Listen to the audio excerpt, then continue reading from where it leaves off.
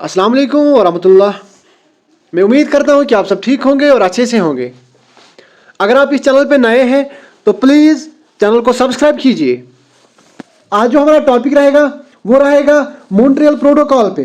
किस पे रहेगा? Montreal protocol. आज हम इस छोटे से लेक्चर में मॉन्ट्रियल प्रोटोकॉल को समझने की कोशिश करेंगे। ओके, इससे पहले आपको मैं कुछ समझाने की कोशिश करूँगा।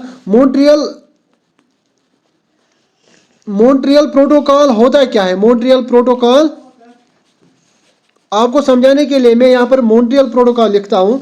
ओके, अब ये मॉन्ट्रियल क्या है? सिंपली आप याद रखिएगा, मॉन्ट्रियल एक जगह है कनाडा में। और ये प्रोटोकॉल होता क्या है? अगर आपने मेरा कल का लेक्चर देखा है तो मैंने वहां पे समझाया है कि प्रोटोकॉल होता क्या है। आपके लिए मैं फिर से रिपीट करूंगा। प्रोटोकॉल में क्या होता है? ये एक मीटिंग होती है। क्या होती है? एक मीटिंग होती है और उस मीटिंग में कुछ रूल्स को सेट किया जाता है। उस मीटिंग में कुछ रूल्स को सेट किया जाता है, उसी चीज़ को हम प्रोटोकॉल कहते हैं। सो सिंपली एक मीटिंग हुई थी, उस मीटिंग में कुछ रूल्स को सेट किया जाता है, लेकिन कहाँ पे हुई थी? कनाडा में हुई थी।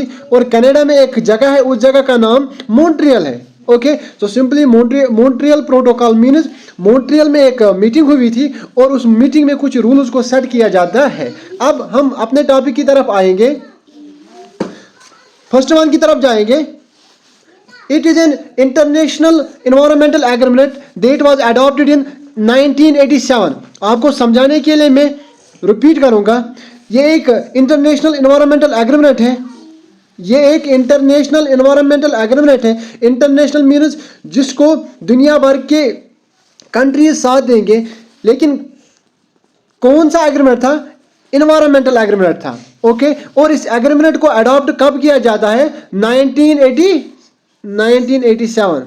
ओके, और इसी एग्रीमेंट में कुछ रूल्स को सेट किया जाता है। ओके, नेक्स्ट वन क्या है? अब यहाँ पर जो मेन पॉइंट है वो यहाँ पर बन रहा है कि it is main aim was to protect ozone layer.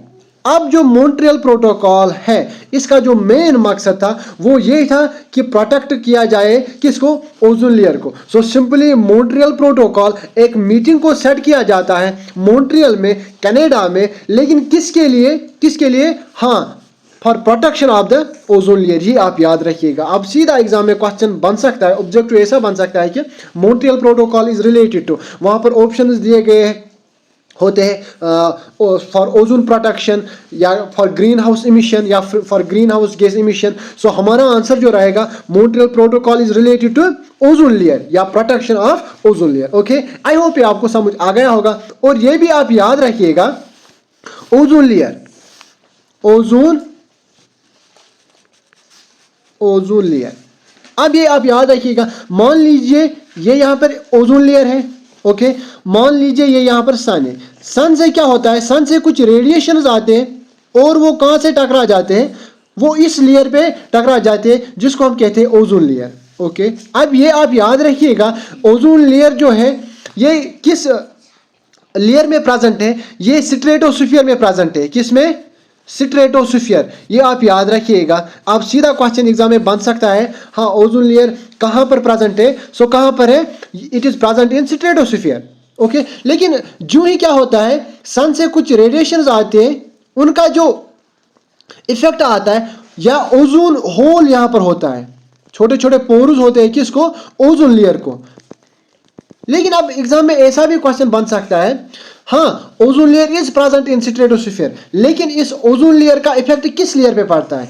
इसका असर जो पड़ता है वो पड़ता है ट्रोपोस्फीयर पे। किस पे? ये आप याद रखिएगा, किस पे पड़ता है? ट्रोपोस्फीयर। तभी तो नीचे क्या होता है, यहाँ इस लेयर में स्किन कैंसर होता है। स्किन कैंसर किनको होता है? ह्यूमन्स को होता है। सो ह्यूमन्स कहाँ रहते हैं? ट्रोपोस्फीयर में। हाँ, ये ठीक बात है, ozone layer is present in stratosphere. लेकिन इसका जो इफेक्ट होता है या इसका जो इफेक्ट पड़ता है वो किस लेयर पे पड़ता है? वो पड़ता है ट्रोपोस्फीयर पे। ओके, आई होप आपको समझ आ गया होगा कि मॉन्ट्रियल प्रोटोकॉल किसके रिलेटेड है। सो ये किसके रिलेटेड है? Ozone layer. अब कुछ हार्मफुल सब्सटेंस में यहाँ पर मेंशन किए आपको समझाने के लिए, जिसमें क्लोरोफ्लोरोकार्बन है, क्लोरोफ्लोरोकार्बन जिनको हम शॉर्टली CFCs कहते हैं, ये भी ओजोन लेयर के लिए हार्मफुल सब्सटेंस माने जाते हैं। और सेकंड वन जो मैंने लिए ओजोन डिप्लीटिंग सब्सटेंस और अदर जो है ओजोन डिप्लीटिंग सब्सटेंस, ये भी हार्मफुल सब्सटेंस है किसके लिए, ओजोन लेयर के। ओके, आई होप ये आपको समझ आ गया होगा कि मॉन्ट्रियल प्रोटोकॉल कब अडॉप्ट किया जाता है इसको, और इट्स मेन एम क्या है, क्या रहता है किसका, मॉन्ट्रियल प्रोटोकॉल का। और कुछ हार्मफुल सब्सटेंस मैंने भी यहाँ पर आपके लिए मेंशन किए। सो एट लास्ट, अगर आप चैनल पे नए हैं तो प्लीज़ चैनल को सब्सक्राइब कीजिए। थैंक्स।